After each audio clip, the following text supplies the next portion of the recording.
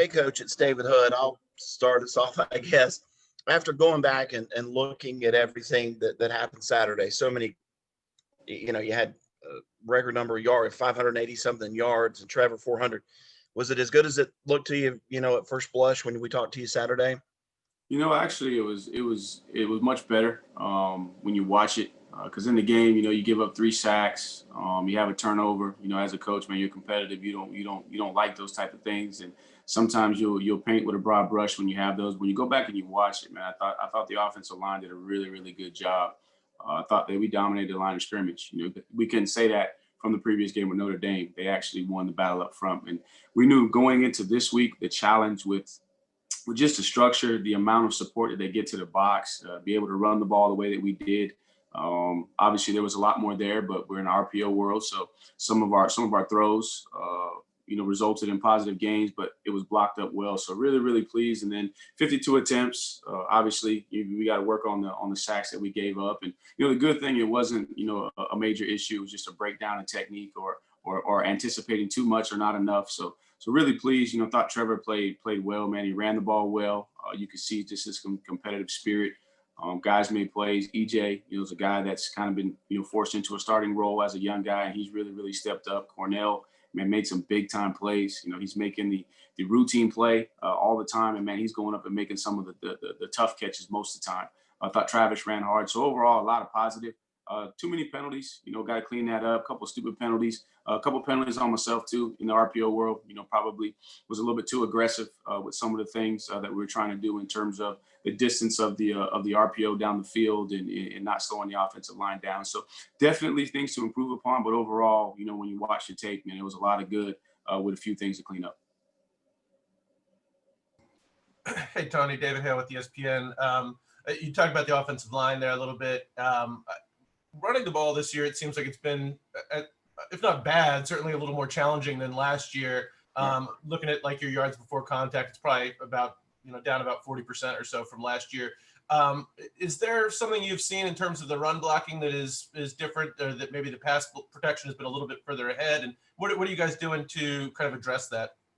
I think, a couple games, you don't have the quarterback available to run. DJ's situation with his shoulder, kind of, takes a number away. Then we've been in some situations where, people are just trying to stop Travis. I think they're trying to pick one element of our offense to take away. And I think there was some fundamental and technique issues, down the stretch that we weren't quite as clean upon. And you've heard even our guys say to the media that we just got to get back to the basics. Teams are attacking, the line of scrimmage a lot more, not letting us get on double teams, which is in the past, some teams would do it. You would expect that out of a Boston College, but a lot more people are doing that. And then we played some structures where they got an extra hat that, we can't get going before there is that contact on Travis. And so it's just a combination of things, but I thought we got back to the basics. I thought our execution on the double teams was much improved from the week before. Guys were ready to snap off on linebackers, so they were anticipating, those guys fitting the run quicker to create single blocks. So just a couple of small things, that I've noticed, and people have dared us to pass the ball. And I think that, with the guys being out, you got Ngata out, you got Latson out. You got some young guys that have to step up. You got Cornell, who, really hadn't shown, what his true capability was on tape. So I think it's just a combination of things. And for us, we always talk about, taking the ego out of it, and we win. We find ways to win. If that means we got to throw the ball. And if there's situations where we have to force the run, we're going to try and force the run. Tony, this is Larry Williams. With Tyler Grisham, it seems like ever since he took over, there's been an obstacle around every corner, from the spring getting shortened to losing Justin to now Ladson and Ngata being out. What has impressed you the most with how he has sort of proceeded through all this and has the receivers flourishing like they are? Just the resilience, and not making any excuses. And I'll come back to Grish, but I think that's been a motto with the offense and with the entire team. One of the messages that I gave to the offense is we're going to make less excuses and more sacrifices, because we knew in 2020 there were going to be obstacles that we wouldn't even foresee and that we couldn't prepare for, surrounding COVID. And then Grisham, man, he just comes to work every single day with the right attitude. you know, and he was absorbing responsibility. And hey, I'm challenging him. Hey, we need to get this done, get this done, get this done. And he's got a smile on his face, and he goes in there and he coaches those guys hard. He holds them accountable. And that creates the confidence, you know, for those guys to go out and be able to play. So I think it's just his resilience, you know, his demeanor, his charisma, and then the ability as well to be able to teach those guys the details. And I think that now that you got a real detail-oriented guy in terms of the nuances of a guy has played the position at the highest level, you know, those guys have bought in. And then they see themselves having success, which just recreates and regenerates that energy and that excitement on a daily basis. Hey, Coach, Trevor Gross from CUTigers.com. Speaking of that confidence, how much can a game like that for EJ have on his confidence? Big, it's huge. You know, I think he was a guy that's never lacked confidence. You know, the biggest thing with EJ is just, you know, letting the game slow down to him from a mental standpoint. You know, he's been challenged. He's been playing a couple positions, you know, started into the boundary. Now he's moved out to the field, trying to pick up, and then he's plays a little bit of 5-man. So just all of that on his plate, you know, at one time, it's just, it can all jumble together. But now that he's kind of settled in at that 2-man spot out there to the field, and being able to go up and make those plays are plays that we've seen him make in practice, you know, and it's just awesome to see that carry over to, you know, to the game and just listening to Grisham, you know, talk about a certain situation where in the previous game, you know, he made a mistake and then he corrected that mistake, you know, and he had success with that big deep ball down the middle of the field. And so, you know, that just further creates confidence in him. It creates confidence for the rest of the guys in their coach, because they know the coach is helping them get better. And then they can see a teammate that took the coaching that had success. So I think it's huge for EJ, but I also think it's really, really big for that entire room, especially when you never know who's going to be the guy that we're going to need to step up. You know, it could be next week, it could be Speck.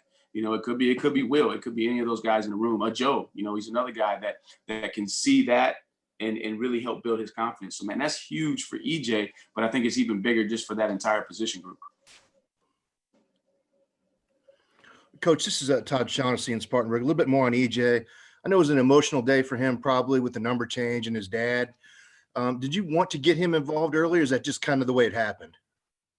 You know, we're intentional with trying to get guys, you know, touches early in the game just to get them, you know, going in the game, especially at the receiver position. You know, you want to get those guys a touch as quick as you can. So definitely want to make sure we got him involved, you know, in the game. And, you know, actually that shot that he caught, you know, it was really kind of designed for Amari because of the structure that they played. And starting from the opening snap, you could see that they anticipated that we were going to take advantage of some of their tendencies. So from the opening snap, they switched up their coverage, man. They've been a 2-shell team, you know, probably a good 70% of the time. In first play, they jumped into a 1-high structure. They kind of disguise it in their roll coverage. And so when they rolled coverage on that play, you know, EJ was in position, but originally that was designed more so for Amari based off of their 2-shell. But if they did spin to a 1-high, it's going to EJ. So definitely want to get him involved early and just, man, that. And then the touchdown catch that he made, man, those are big time catches, you know, for a young guy, which goes back to the previous question. It's going to do nothing but just skyrocket his confidence. What do you like most about him? He's tough, man. He's tough, and he loves it. I mean, he loves to practice. He just loves to play the game. He's one of those guys that is not going to say a whole lot. He's coachable, tough. He has all the skills, you know, of a primetime guy. But I think he's got that blue collar work ethic, which would probably be credited to his parents, his mom and his dad. Both of them being in the military kept him really, really humble. That's what you like about EJ, man. He's tough. He's got all the skills, but man, he loves to practice and he just loves the game.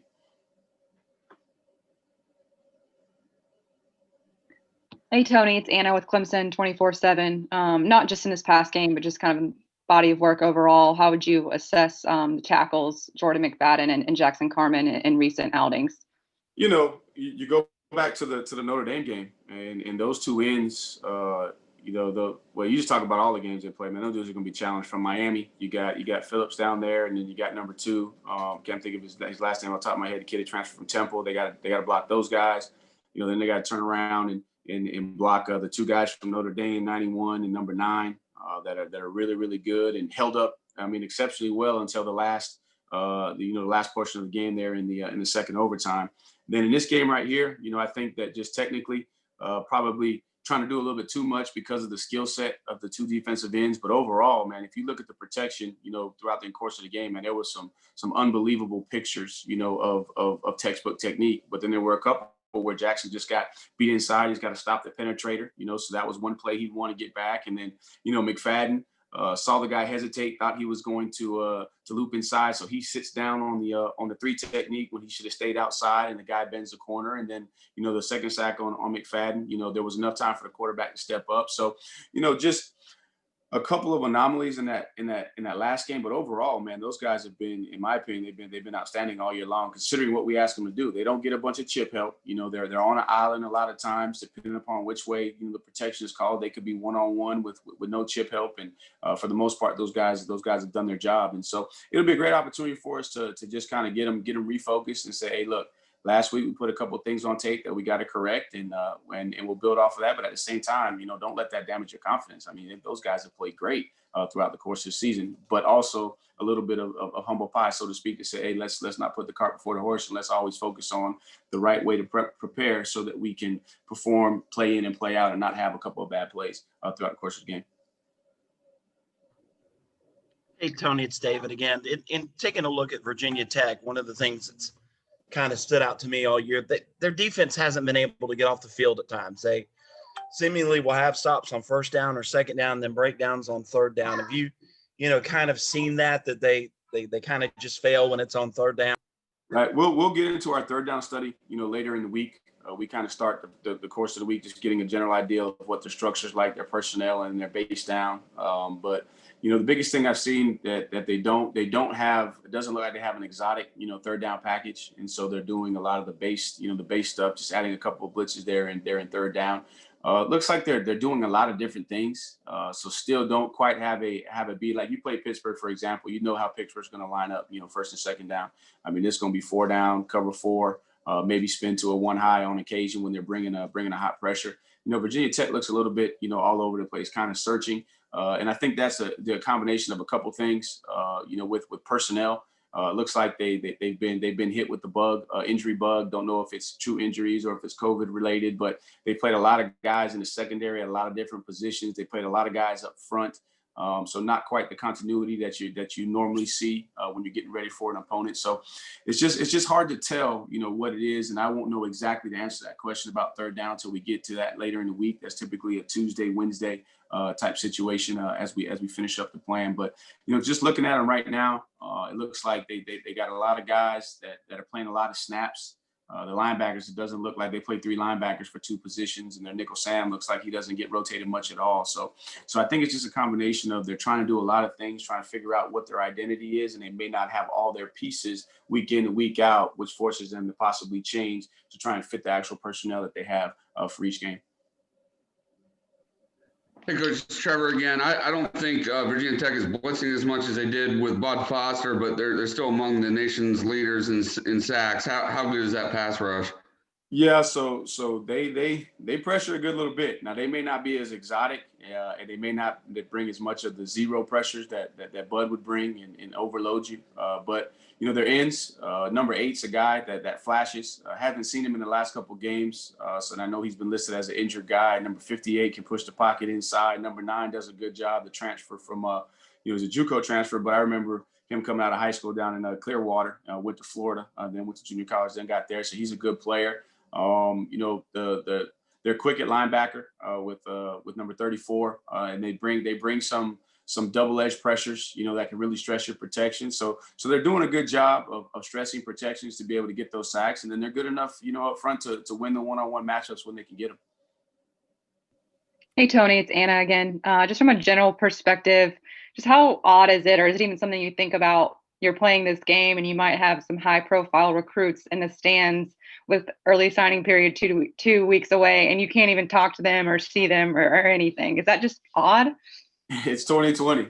Everything about 2020 is odd. Just like last week, Thanksgiving, you're so programmed that you eat Thanksgiving dinner, and then the next day you're getting ready to play, your in-state rival. So that was different last week, but everything is different. And so what you've learned in 2020 is just roll with the punches, take it one day at a time, because you don't know what tomorrow's going to bring. And, it's really, I think it's unfortunate for the players, because as a coach, there's a little bit of a silver lining, what I'm saying? Because on game day, you can really, really focus in on the game. Whereas in the past, you come over, you kind of take the game out of your mind, go focus on recruiting for a couple hours, and then lock back in right before kickoff. So that's actually a silver lining for the coaches, but I hate it for the players and the families because they got to make a huge decision, a life-changing decision, potentially. I mean, there's a lot of things that go into this decision, and they're not having an opportunity to evaluate the game day atmosphere, able to see academics, able to tour campus. They're not able to do a lot of things that provides them the pertinent information that they need to make a decision. So it is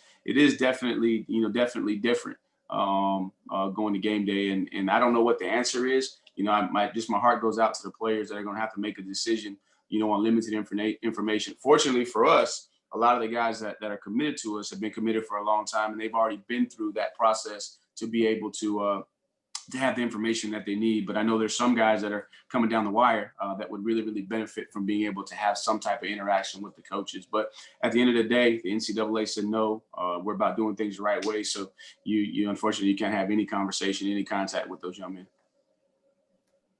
Tony, it's Pete at AP. How much does it help the confidence, the mental side of things, to know that you guys are all back together? I mean, in the sense that Skalski and Davis and are back on defense, Trevor's back on offense, is now together for this stretch. Man, it's huge. It is huge. Just to know that everybody gained confidence in DJ because of what he was able to do, while he was in there as the guy. But there's definitely, a different level of chemistry with Trevor, so to speak, just because he's been there more. He's been around these guys longer, and everybody's seen him game in and game out. So they got a larger sample size to create that confidence. But man, it's huge for both of us, because then now it gives the defense confidence that the offense is going to be able to go out there and execute, and then the offense knows that defense is going to be out there. They're going to create some turnovers. They're going to give us some short fields. So we feed off each other, and it gives us a great opportunity to play complementary football. And that's the biggest thing, for us, is just make sure that we play complementary football with the defense. They got us interceptions, got us short fields. We were able to capitalize on touchdowns and field goals in those situations. So man, it's big for everybody, and it's huge for Trevor too. Trevor hadn't played in 5 weeks, and the offense overall hadn't played. This was the third week since they played, and so you're a little bit apprehensive and nervous as a coach about, okay, what's the timing going to be? What's the chemistry? Is everything going to be clicking, man? But the guys have done an outstanding job of just staying focused throughout this time, and man, they were ready to play. And now the key is, now that we have everybody back, man, let's continue to have that same level of attention to detail and focus and readiness to play, right out the gate from here on out, because we understand, what's at stake, each and every game that we play. Stay on schedule. We'll take about one or two more for Coach Elliott. Yeah. Sorry, Larry Williams again. Back to the offensive line. Did you feel good about how they held up physically against a really imposing front, sort of as a means of rebounding from the Notre Dame game and sort of getting some building blocks there moving forward? No doubt. As I said, I felt like we dominated the line of scrimmage. If you go and you watch the film, especially in the run game, man, they were recreating. They were knocking those guys back, man. Our double teams were getting pushed. They were able to fit the linebackers. If you watch them going in, you just didn't know, because nobody really effectively, consistently ran the football on these guys because of their structure. Linebackers are downhill so fast. They gobble up the double teams. They make you get off really quick. So I was really, really pleased. And I think a lot of it is too, guys were back healthy. Those guys have played a lot of snaps. That was the one position where we didn't have, the luxury of being able to sub those guys. So they had played a lot of snaps. Backhorse was, had a little bit of time to get his body back together, get healed. You had Cade Stewart, who's been playing about every snap. He was able to get some rest. Same thing with our tackles. So definitely, thought that the offensive line, it looked very similar, in my opinion, to how they came out the gate up there at Wake Forest, man. They were physical. I thought that they, outside of the couple of plays where they got beat in one-on-one matchups on the sacks, man, I thought that we really recreated the line of scrimmage, handled most of the pressures, all night. So definitely felt like the offensive line was back to where we expect them to be.